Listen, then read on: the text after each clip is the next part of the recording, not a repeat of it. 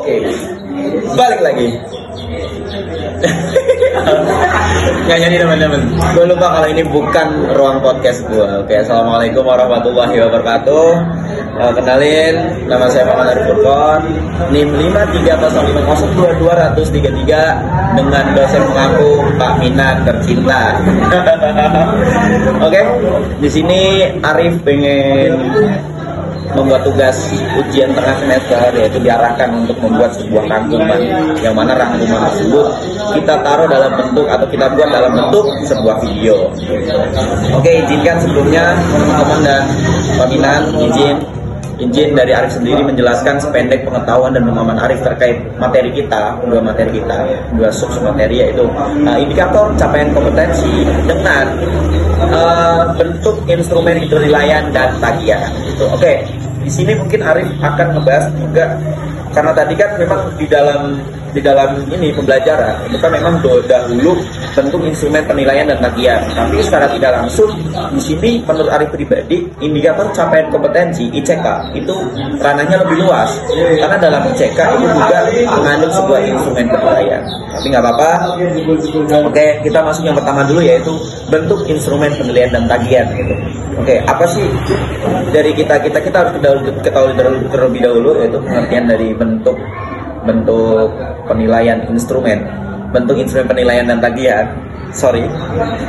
Jadi instrumen di sini kan, penilaian kan merupakan suatu prosedur yang digunakan untuk memperoleh suatu keputusan untuk mengimplementasikan informasi yang didapat untuk mengukur hasil belajar siswa. Jadi secara tidak langsung penilaian di sini adalah alat ukur yang digunakan dalam sistem pendidikan.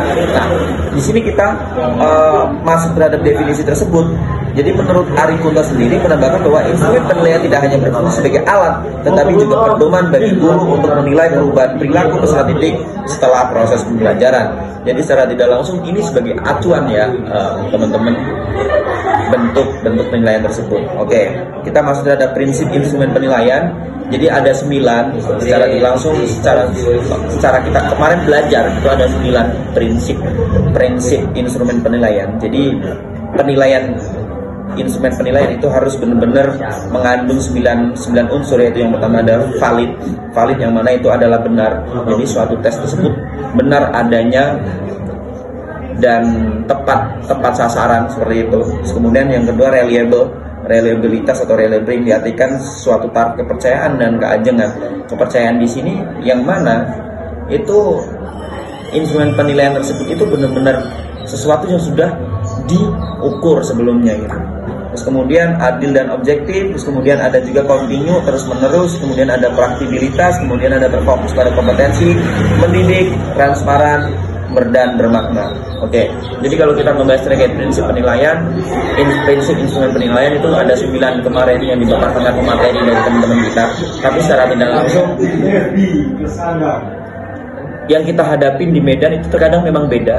Kita untuk menerapkan 9 tersebut itu agaknya susah dan mungkin sulit. Tapi aturan tersebut ketika kita sandarkan dengan de facto dan di lapangannya kok memang sulit, tapi kita tidak menjunjung asas de jure juga, maka itu akan yang mengakibatkan ketimpangan atau kemusnahan atau kehancuran seperti itu. Jadi walaupun agaknya sulit, tapi kita harus tetap menjunjung secara prinsip tersebut. Kita harus tetap menggunakan prinsip tersebut. Itu untuk prinsip. Kemudian masuk terhadap metode, teknik, dan tagihan belajar. Jadi di sini dalam hasil penilaian atau hasil belajar itu butuh juga yang namanya metode, teknik, dan tagihan. Metode ya strategi atau ya konsep lah bagaimana kita membuat suatu instrumen penilaian atau hasil belajar. Kemudian teknik di sini ada bagaimana cara kita dalam membuat instrumen penilaian. Terus kemudian tagihan itu biasanya lebih diarahkan terhadap evaluasi hasil belajar. Tagihan di sini biasanya berupa suatu produk atau catatan nilai-nilai tagihan belajar. Yang mana tagihan belajar berarti secara tidak langsung itu after kegiatan pembelajaran dan kegiatan pembelajaran berlangsung seperti itu. Oke, mungkin ini Arif sedikit jelaskan ya. Jadi ada beberapa hal yang mungkin perlu Arif jelaskan terkait teknik. Teknik itu kan kita ketahui bersama lah. Di situ memang diklasifikasikan menjadi, mungkin di dalam data yang Arif kutip itu ada menjadi 3. yaitu tes tertulis, yang mana tadi ada bentuk uraian, pilihan ganda dan semacamnya. Terus kemudian ada tes bentuk objektif, terus kemudian tes lisan gitu. Nah, itu juga disesuaikan dengan instansi, disesuaikan dengan guru atau pendidik masing-masing ya. Jadi itu bukan tanpa pengecualian, tapi itu ya disandarkan dengan semua kemungkinan dan pengecualian juga gitu. Bukan tidak mungkin untuk berubah. Terus kemudian ada teknik non tes juga. Terus kemudian ada asesmen kinerja, asesmen berbasis kelas dan semacamnya. Udah berapa menit? Hah? Oh 5 menit. Oh kita baru saja berjalan 5 menit ya teman-teman. Oke. Jadi mungkin karena baru berjalan 5 menit, Arif jelaskan lagi ya. Arif jelaskan lagi terkait bentuk instrumen penilaian dan nilaian. Karena tadi sudah masuk terhadap teknik tadi yang teknik tes, sekarang teknik yang non tes. Arif jelasin juga. Nanti nggak usah dikat, nggak apa-apa. Biar naluri saja, alamiah. Nah, yang teknik non tes kita tahu bersama, berarti teknik non tes di sini secara langsung bisa disandarkan atau contoh sederhananya itu terhadap penelitian. Dalam penelitian kita menemui yang namanya metode penelitian kualitatif dan kuantitatif. Nah, di sini salah satu bagian dari teknik non tes secara sederhana kita ketahui adalah yang kualitatif. Ya, observasi, wawancara, seperti itu, dan penyebaran hak angket. Itu teknik non tes. Dan bisa aja menggunakan suatu checklist atau daftar cek seperti itu. Kemudian berangkat dari situ kita masuk terhadap asesmen berbasis kelas. Jadi penilaian berbasis kelas di sini adalah penilaian yang berupa beberapa macam, yaitu berupa penilaian terhadap portofolio, penilaian terhadap kinerja, dan penilaian terhadap seperti melalui tes tertulis dan afeksi dari siswa itu sendiri. Terus asesmen kinerja biasanya berorientasi pada masa lalu atau perilaku lah, penilaian kinerja atau kinerja dari seseorang dan pekerjaan telah dilakukan. Tapi asesmen kinerja di sini biasanya kalau disandarkan dalam ranah sekolah atau pendidikan itu tidak terpakai, teman-teman. Tapi asesmen kinerja ini dipakainya ketika untuk orientasinya yang kerja, gitu. Ini kita belajar teorinya dulu, mana yang nanti juga cocok untuk di ranah pendidikan dan tidak. Sebenarnya asesmen portofolio tadi sudah tak jelasin. Oke. Gitu teman-teman. Jadi untuk bentuk instrumen penilaian itu hanya itu, karena sekarang kita bab yang kedua, yaitu masuk ke indikator capaian kompetensi. Nah, di sini Arif juga sudah buat catatan yang sengaja Arif buat file. Nah, di sini kita bahas juga terkait indikator capaian kompetensi, yang mana kita ngebahas ada 4 cakupan juga subpoin, yaitu apa pengertian dari indikator capaian kompetensi, kemudian macam-macam indikator kompetensi, klasifikasi dan teori, serta konsep indikator capaian kompetensi. Nah, indikator capaian kompetensi secara sederhana bagian penting dalam sistem pendidikan yang bertujuan mengukur sejauh mana sih peserta didik telah mencapai kompetensi yang diharapkan. Jadi balik lagi, kalau dalam hukum ada yang namanya dasolen. Dasolen di situ adalah harapan atau wujud cita-cita tertinggi. Jadi secara tidak langsung indikator capaian kompetensi itu menjadi dasolen atau harapan tertinggi di dalam peserta didik memahami keilmuan atau pemahaman dalam materi tersebut. Gitu. Arif bacakan yang Arif tulis, yaitu menurut Kementerian Pendidikan dan Kebudayaan Kemendikbud, indikator capaian kompetensi dan pembelajaran disusun berdasarkan kompetensi dasar yang ada dalam kurikulum. Artinya setiap kompetensi dasar harus memiliki satu atau beberapa indikator yang dapat digunakan untuk mengukur pencapaian peserta didik secara objektif.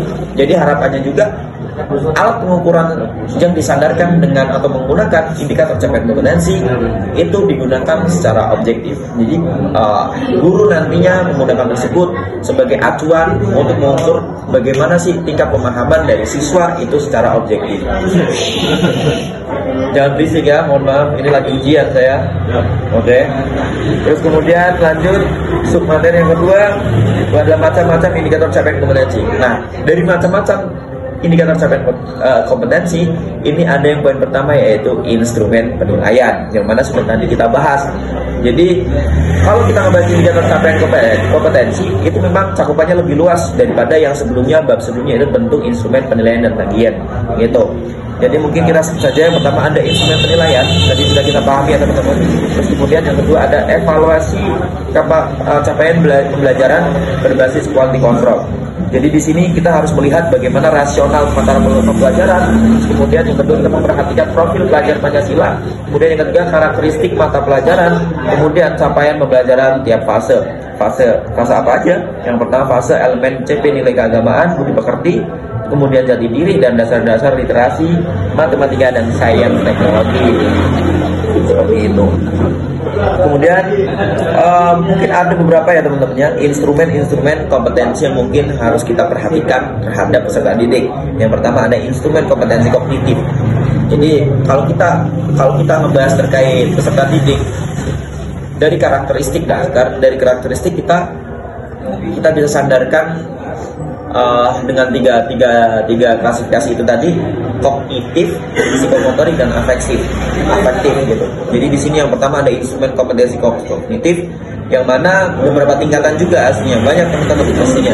Ada tingkatan pertama pengetahuan, pemahaman, aplikasi, analisis, sintesis dan evaluasi. Jadi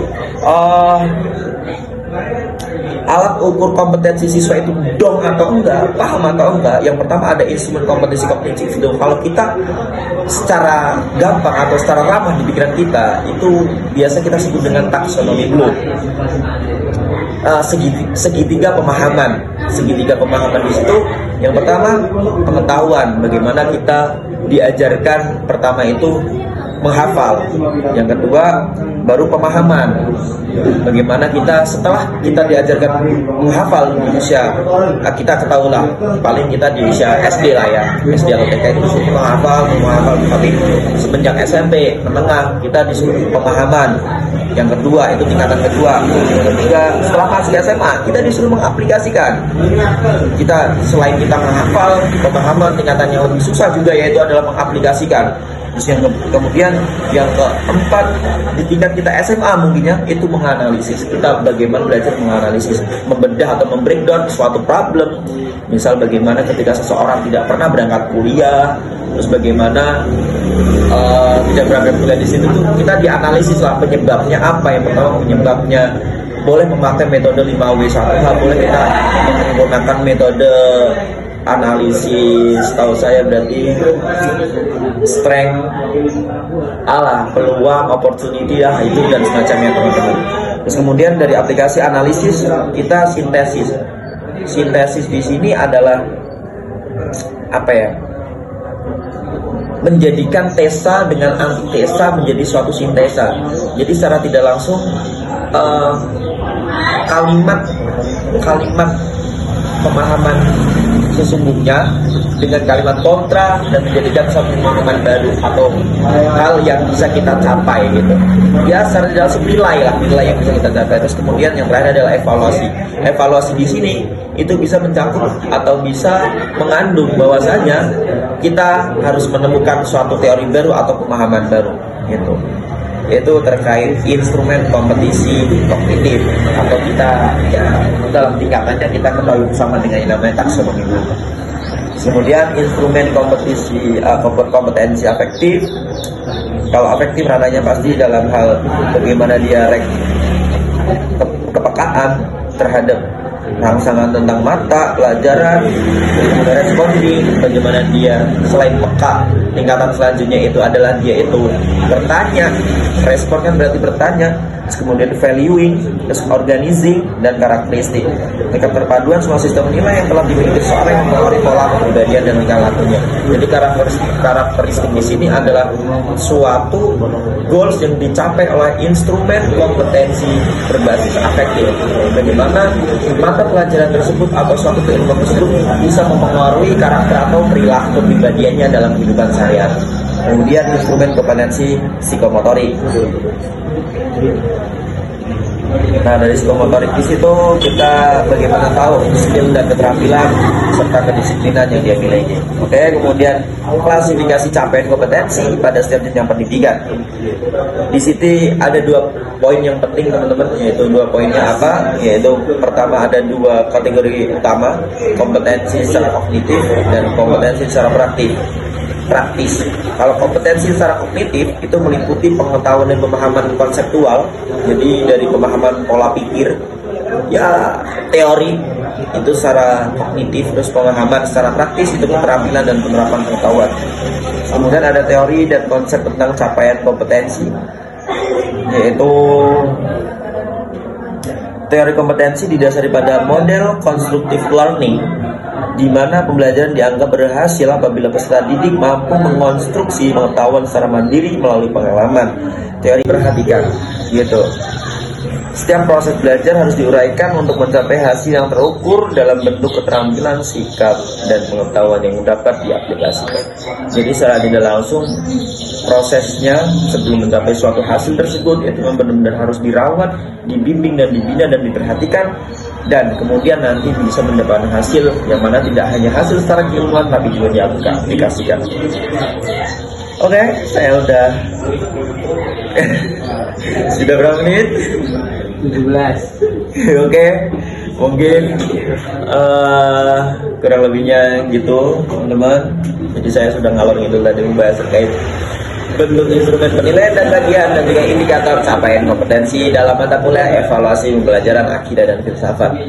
Jadi mungkin kesimpulannya bisa Arif ambil sendiri, entah itu dari bentuk penilaian ya, dari bentuk penilaian atau dari instrumen penilaian itu sendiri. Jadi dalam pendidikan kita, apalagi pendidikan di Indonesia yang mana masih sangat jauh dari kata sempurna,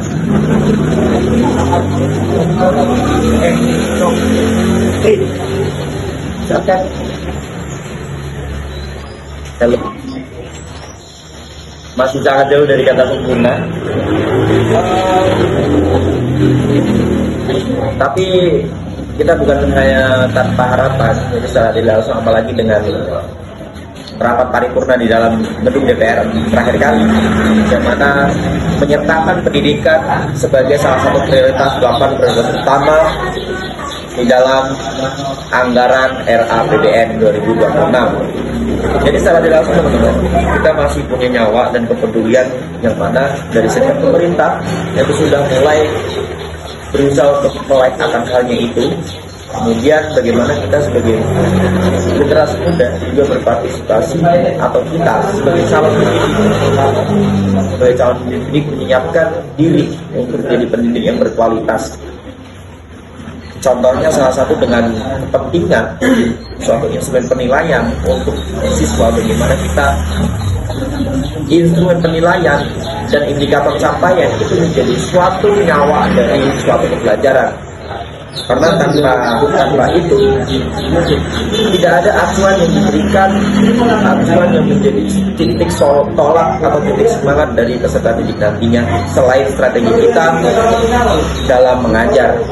Jadi instrumen dan bentuk penilaian menjadi suatu dorongan atau motivasi eksternal selain motivasi dari internal masing-masing peserta didik nanti. Seperti itu, karena kita sebagai calon pendidik memaksimalkan hal itu, dan kita harus melek dan peka akan pentingnya hal tersebut. Ini itu aja dari saya, kurang lebihnya mohon maaf. Guru yang besar bukan guru yang baik, guru yang besar bukan guru yang selalu menjelaskan di dalam hal pembelajaran di dalam kelas. Guru yang besar juga bukan dia yang selalu menjajani siswa-siswinya, tapi guru yang besar adalah guru yang bisa memotivasi para peserta didiknya. Gitu aja dari saya Muhammad Arif Nurton, NIM 5305-233 dari program Sejarah Akidah Filsafat Islam. Terima kasih, mohon maaf atas segala kekurangan. Wassalamualaikum warahmatullahi wabarakatuh.